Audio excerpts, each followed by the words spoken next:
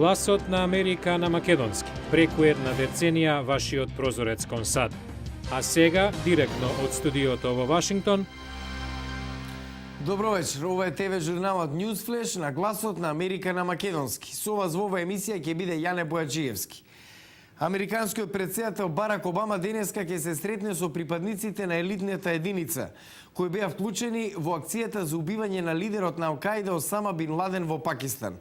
На почеток, преглед на најновите вести. Председателот патува за Форт Камбел во Кентаки, лично да им се заблагодари на елитните припадници и други членови на американската армија за нивната служба по акцијата врз седиштето на Осама Бин Ладен во градот Аботаба во Пакистан.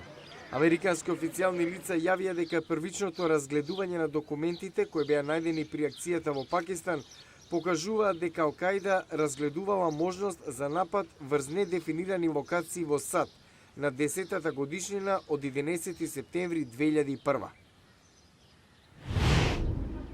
Пакистански разузнавачки лица јавија дека една од жените на Осама Бин Ладен им рекла дека 5 години не излегла надвор од зидовите на куќата каде беше убиен лидерот на Ал-Каида.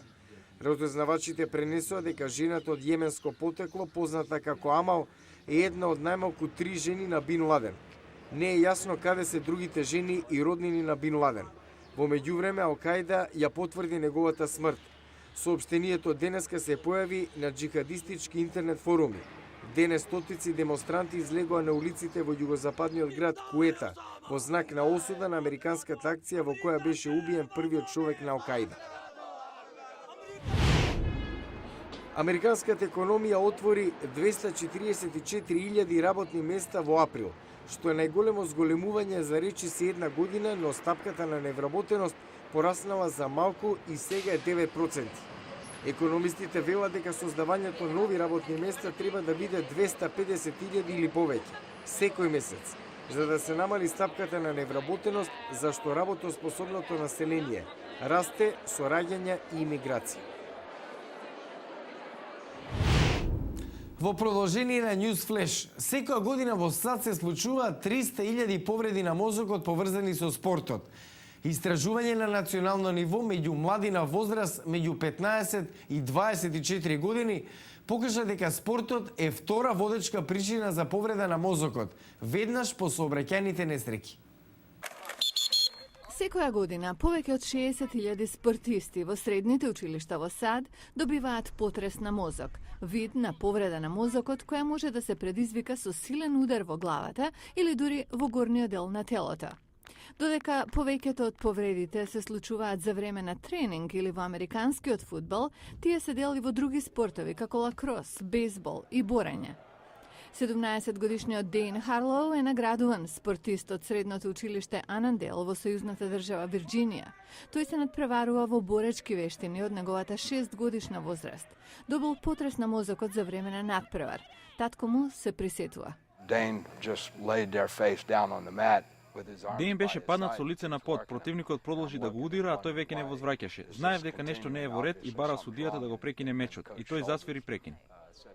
За среќа, ова училиште имало атлетски тренер и тоа помогнало брзо да биде утврдено дека Дейн добил потрес на мозокот. Му било сугерирано да направи пауза во активниот спортски живот и да му даде шанса на мозокот да се опорави. Но вакви случаи не се секогаш со среќен крај. Една од причините е што само 42% од училиштата имаат вработено стручен кадар што ќе ја процени состојбата на самото место. Марджори Албоун, председател на Националната асоциација на атлетски тренери, вели дека тоа е проблем.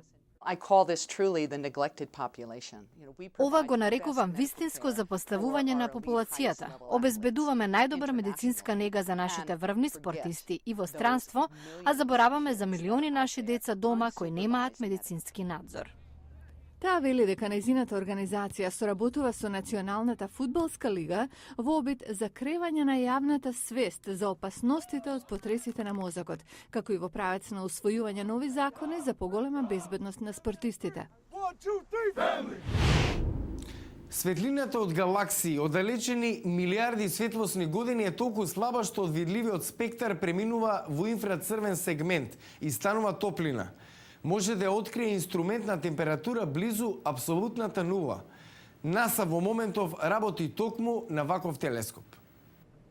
Во така наречената чиста соба на Вселенскиот центар Гобарт на НАСА близу Вашингтон, инженерите составуваат телескоп наречен Джеймс Веб според вториот директор на Американската Вселенска агенција. Кога ќе биде лансиран во 2014-та, треба да погледне милиарди светлосни години далеку, во минатото. Огледалото од 6,5 метри ќе биде способно да открие екстремно слаби инфрацрвени сигнали од Вселената, бидејќи ќе се чува на мощна ниска температура близу до апсолутната нула или 273,15 степени Целзиусови. Но како научниците ќе погледнат во минатото, објаснува Джонатан Гарднер, виш научник од проектот.